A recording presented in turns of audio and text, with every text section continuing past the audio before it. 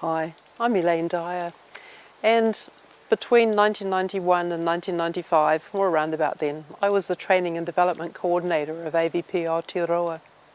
It was an amazing journey and a lot of incredible things happened. We met some amazing people. We developed a whole project that was a really collaborative thing that we worked on together. And Phil Short and I, as two of the people who were involved in some of the hub of that in those years, decided that we'd like to talk about that and capture some of the journey and the people. So this is what this is, a conversation between Phil and I that we hope you'll enjoy.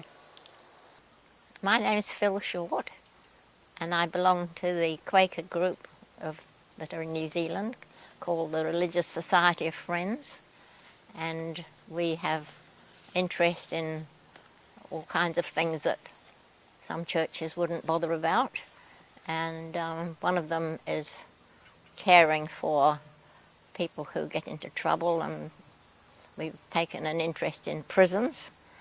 And in 1991 we invited an American friend called Stephen Angel to come out, and he came to visit us towards the end of 1991 and told us about prison work that they were doing in New York, the Quakers in a prison there, and it got us inspired to do something about it.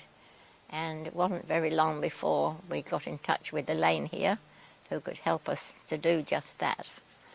My understanding was that we decided that rather than just have him talk, that we would run a workshop and give people a chance to taste what this project was actually about. And so, you know, that was when the contact came. I was asked if I'd be willing to lead a workshop with Stephen, and we had... And a lot of us went to be members of the workshop, so we could experience it, and you running the thing could see how it would go. It was a success. Yes, it was great. Good. Yeah. So then that got us along our journey from there on. And then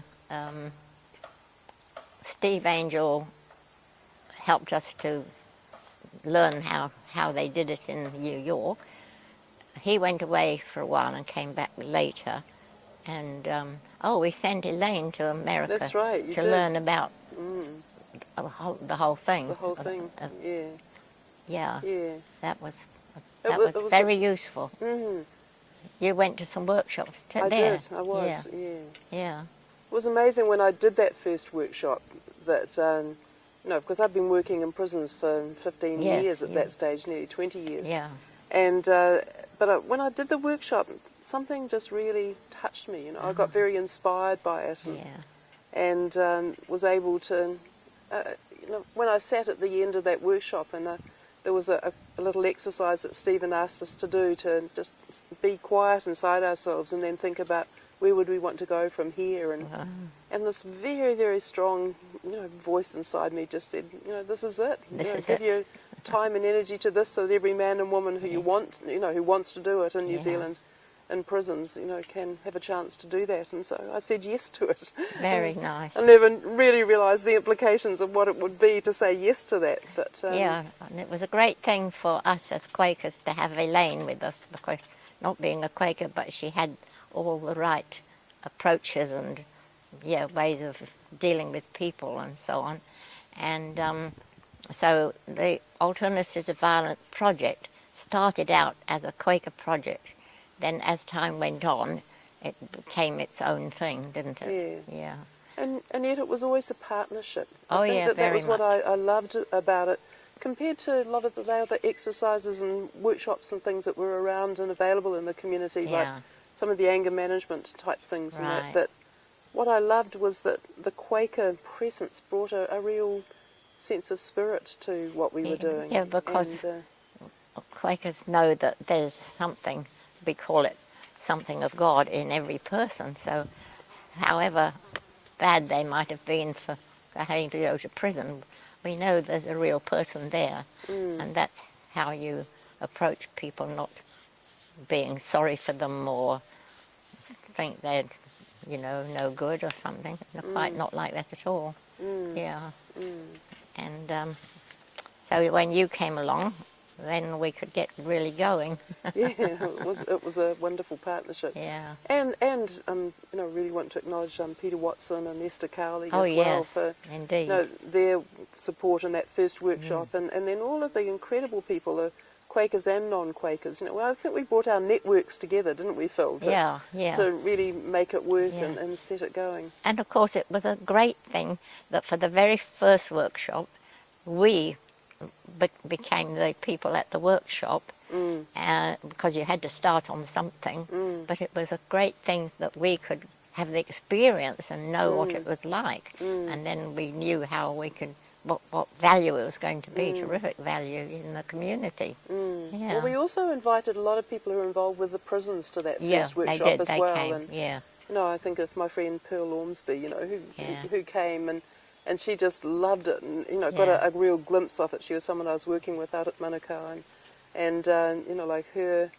whole excitement around it, you know, really bridged it to the Māori community as well. Yeah. Like, I think we just got the right people at the right time, really, for that. Yeah. And it's lovely that, it's wonderful how through AVP the Quakers and all these other great people like that you were just describing can work together and get to know each other and get into other parts of the community. It's really important. It felt like it took word about Quakerism out into the wider community in a really wonderful way as well. And to a lot of people, like I've been working in prisons for a long period of time and doing quite a lot of work around, you know, what was the wairua, what was the spirituality that would help them have a link. But they were so many of them were so they've been wounded by a lot of their contact with the churches, and they're being declared sinners and everything. And, and so they were pretty suspicious about anything that might sound like it was going to be a do-gooder or a religious type thing. But they found that the way that we worked with it within AVP and the quietness of the Quaker approach really touched them too. So. Well, that's good. That's true too. Yeah. Of course, it was a tremendous eye-opener for us, the Quakers, to get into all those sorts of things that we never would have otherwise. I think it broadened all of our understanding. And yet, the more that I did it over the years, the more I found out of the links with Quakers traditionally with the prisons as well. Oh, yes. Well, the whole point is, when the Quakers began, they got put into prison, lots of them. Yes. And they, of course, had to go and look after their own who were in prisons, and some of them died in prisons. I mean, prisons was quite a, what should we say, an understandable thing for the Quakers. Yeah. And, all through the years, really.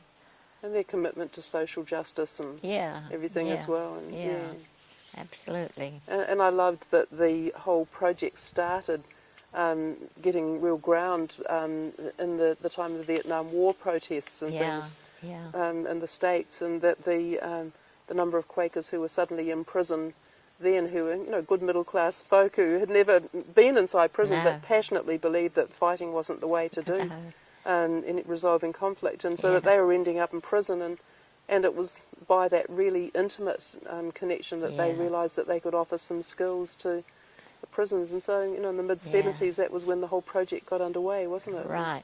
And a partnership between people in prison and people in the Quaker community. Of course, we had a history, like in the 19th century, there was Elizabeth Fry, who was a woman who came of a good family, but got interested in the women's jail, and used to go and visit them, and found them in such dreadful circumstances.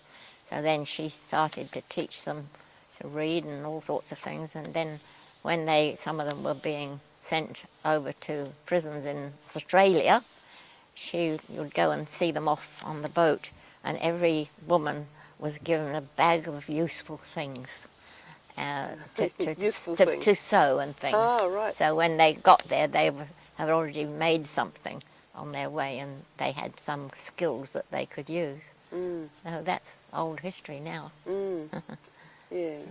Well, in a lot of ways, I think AVP did take a bunch of useful things into the prisons. And absolutely. I know that some of the men and women that we worked with, And I said, no, if only we'd known this when we were teenagers, you know, and if only my friends had known it, you know, they'd still be alive today, and that, and so that they were hungry for it as well, and So after Steve Angel came back in early '92, we got ourselves organised as the organisation which came to be called AVP, Alternatives to Violence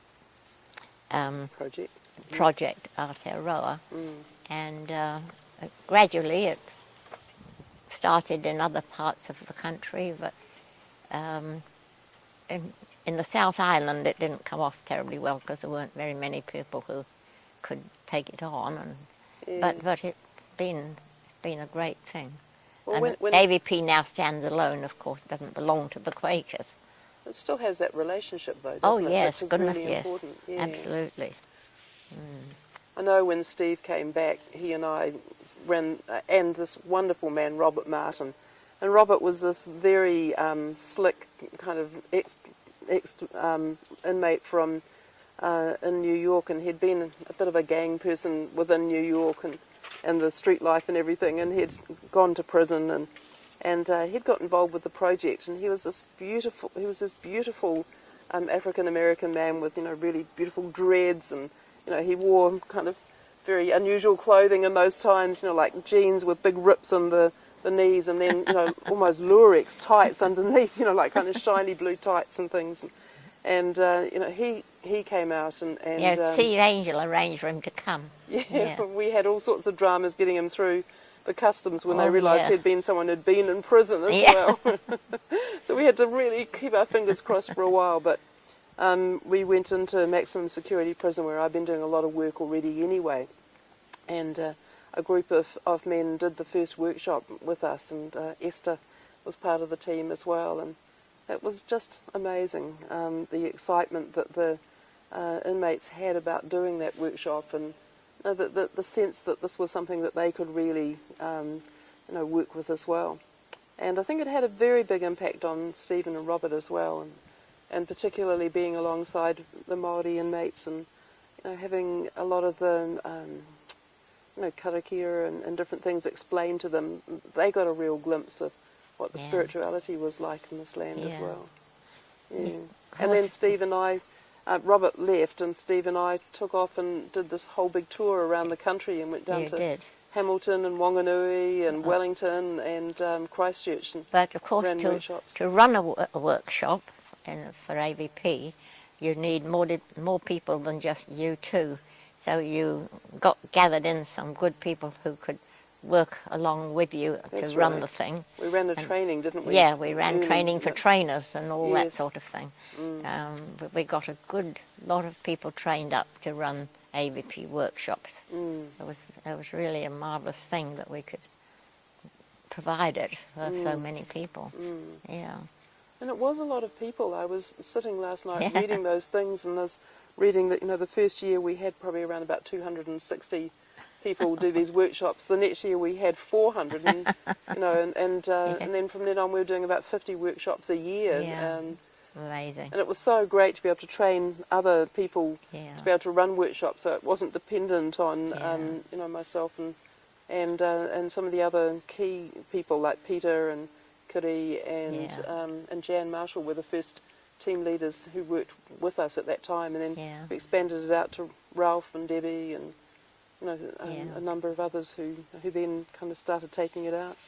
It was a bit sad that the Auckland prisons must have been a change of staff or something, or the bosses. They said that we're not to go there ever again. We hadn't done anything wrong, but they said they would provide their own, you know, they would run their own courses, and nobody needed to come in from outside. So that was the end of Paramoromo for us. But the Hamilton prison is still having AVP there. Oh, they're still going into the prison? Yeah, they are. Dom knows about that. Okay, I think that at that time there were a couple of quite high-profile men who had done, or one in particular, who had done AVP in the prisons, and then he came out and he committed a horrendous crime. And it was made known that he had been part of the project. while he wasn't a facilitator, Besmirched our name. it didn't help us, unfortunately. Yeah. But, that was a long way down the track. That was, really I mean, that's the sort of thing at that... the end of the 90s that happened. But prior to that, we had fantastic, spread in the prisons, and that as word spread out about it, more and more people wanted to have it as well. Yeah, true. Mm. Yeah. Mm. I was thinking that it might be useful to talk a little bit about, some of the things that actually made the project really work well, and one of them is the whole concept of transforming power, and I thought that maybe we could talk a little bit about the mandala. Yes, because it's an unusual thing for workshops which are doing something like this, to offer that there is something we call a transforming power that will help you to change. And it really hit the spot with people. It did. And it's what Quakers would call the inner light, you see. I've been thinking a lot about the mandala and the whole idea of transforming power, as you were saying, Phil, about that inner light. And that we use this mandala, or the transforming power wheel, to help people understand what it was. And the things that we could do, like expecting the best, thinking before reacting, and asking for a non-violent path, are kind of attitudes that we can carry that will help us meet conflict and be able to change it without, going into further violence, really.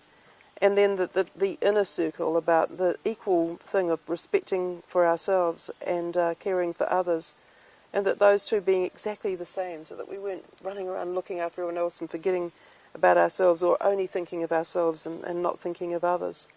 And that when we had all of those pieces in place, then that somehow created a container or a channel for that transforming power to come through. And there's a lot of spiritual truth in that, without the word God anymore. There's no thing that seemed to catch people's reactivity around it, and so it was a very easily accessible piece of spiritual teaching that was happening in the workshops, and the way that we would go and introduce that, and would tell our stories about how those different things had happened, and there were some incredible stories, and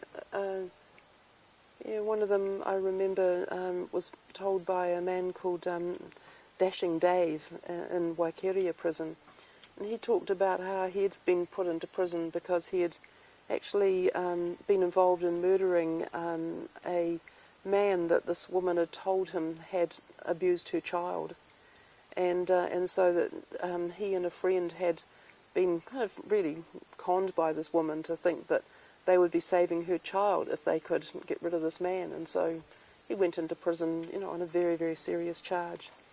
And most of his family really rejected him, but the one person who believed in him was his sister, his little sister. And then when he was in prison, he found out that she'd been abused. Oh. And he was so upset, and the man that had abused him came into prison. And he had the same name as him, virtually, and he said one day he was, because he'd been in prison for a while, and he became quite trusted to be able to, do different jobs, and he was working in a carpentry crew. And he said this man walked into the courtyard below him, and he immediately knew that it was a man that had abused his sister. And he had this huge rage come up in him, where he wanted, and he had the chisel and the hammer in his hand, and he said it would have been so easy to have jumped down off that roof and actually, killed that man on the spot and got revenge for his sister. But he said that he suddenly realised that the work he'd done with AVP and his work he'd done with the chapel and everything, he thought, if he did that, he'd throw all of that hard work away that he'd done. And he said in the moment, he said this whole story of, I could kill him and I'd end up being, more time in prison, but so what, I will have avenged my sister. He said that fought for a moment with the the possibility that maybe he could forgive this man, and he chose to forgive the man.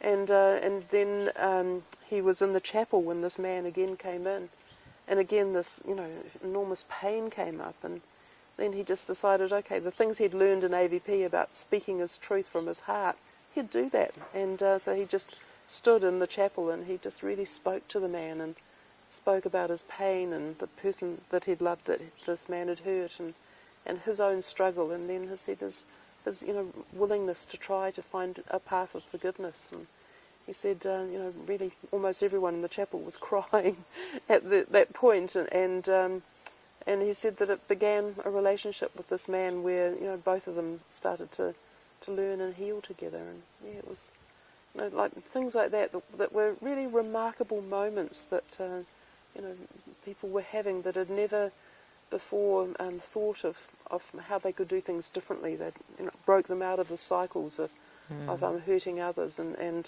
forgetting about the consequences. Yeah. So that was only one of many, many stories, but yeah, it was a very moving thing to be able to sit with people and to give them a place to talk and in a very non-threatening way, create community and bring in play too. The workshops had this whole thing of the light and livelies where we'd run around and be stupid and laugh and that. And so many of the people in prison had never played as children. No. They'd grown up in pretty grim situations, and so for them to play and to laugh with each other and then take the risk of opening up and talking about their lives, which again they never did with one another in the prison, really started to transform that culture within the prison as well. And I was also reading this beautiful little saying that one of the men had said about after one of the first workshops, and he said that what he'd discovered was that he'd never cared about himself, and that in the workshop he'd learned that he was someone who was an okay person too, and he said, now I can go and I can stand in front of a mirror and smile at myself and know I'm okay. And he said, I'm seeing a man who's capable of doing good in there, whereas before he'd only seen a man who was capable of hurting, and he thanked us for clearing his eyes to be able to see that. Wow. Yeah, beautiful. Very good. I think for me, I want to say to you too, Phil, that there were so many ways that you made it work.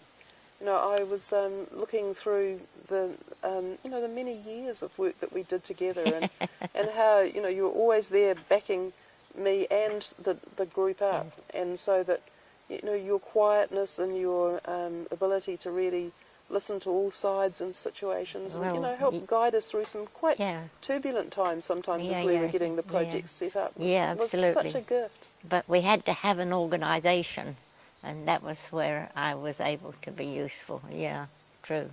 Well, you and Fran Hintz and Lindley, and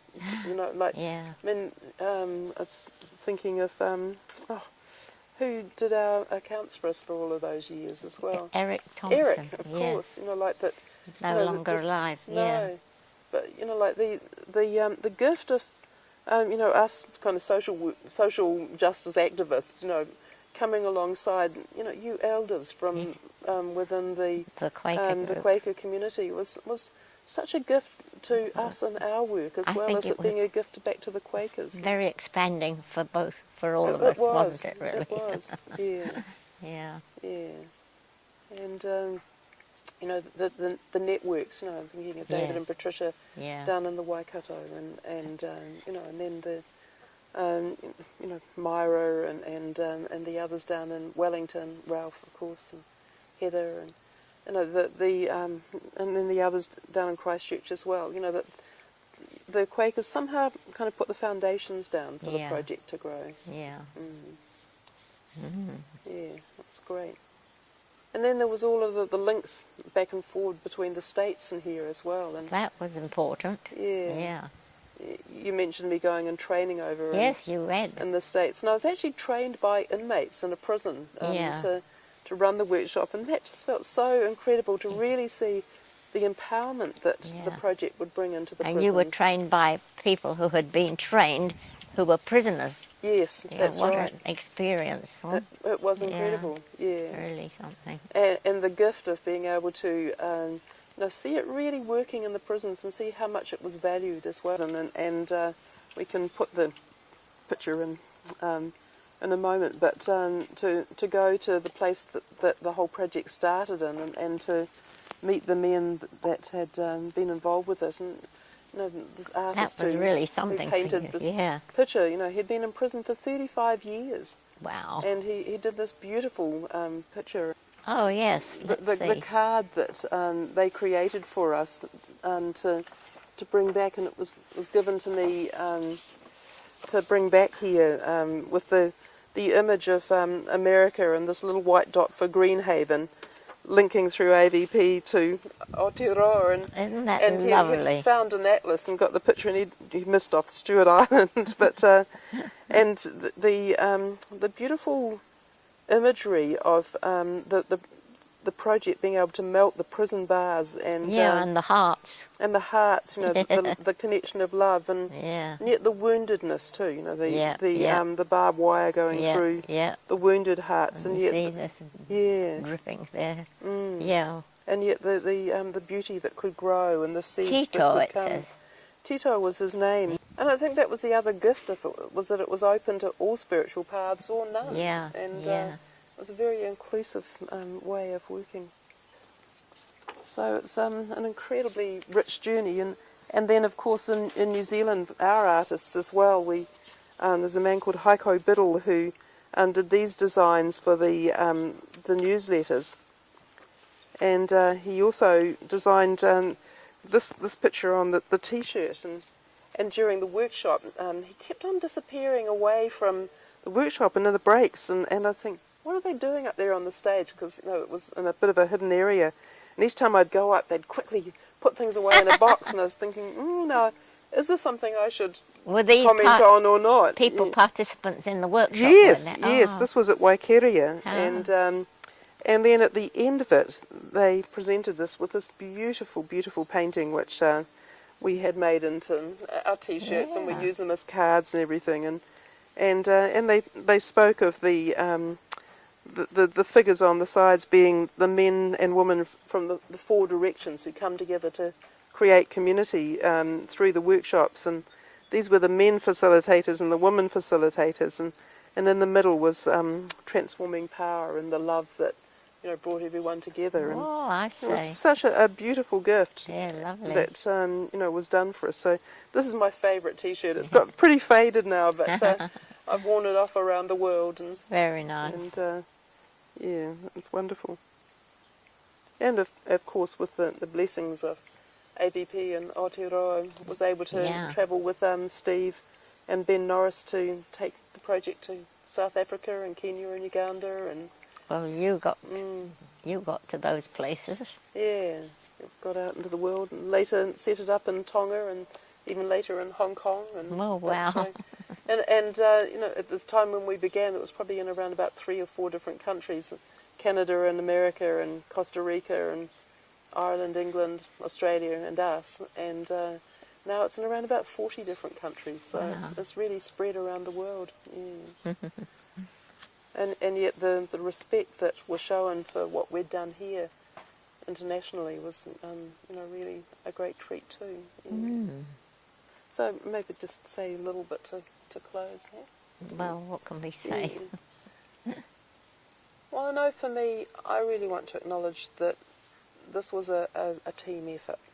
That you and I were kind of key in it for a while, but the people who joined and made it possible, the people that were in the meetings and wrote the minutes and cooked the meals and networked the workshops, and talked with their friends about it and supported it, gave us places to stay when we were travelling around, or would talk about the problems that they had and make a willingness to really see how could they approach these challenges in a constructive way, and all of those things were what made the project grow, and that I'm incredibly grateful that I had that as part of my life, and the gifts of that.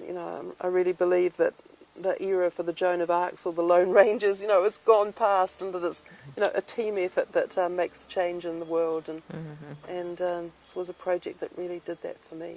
Yeah. Yes, it was a fine experience to have in one's life, really. Yeah. And thank you, Phil. Oh, well, I don't know about thanks. Mm. We're all in it Absolutely. together, Yeah, we were all in it weren't we? together. Yeah. Oops. So this is a painting which is called The Cloak of Peace and Truth, or Te Karawai o Te Rangimarie me te Pono. And it was a painting that was done by men in Unit 5 at Auckland Medium Security Prison, or West Division. And it represents their understanding of the process of AVP.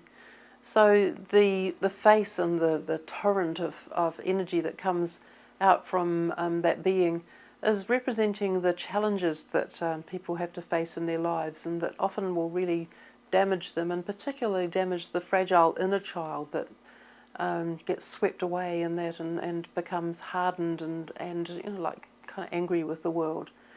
And the karawai, or the cloak, is representing the processes and the people of AVP Aotearoa, or AVP, in the whole project around the world. And you can see that little heart around it that is holding and protecting the inner child, the innocence and the sense of potential and the sense of hope and unconditional loving that is there as well. And so that the men made this for us and presented it to us as their gift to show this is what they thought the process was about. Awhi means support, and that was what they experienced from us.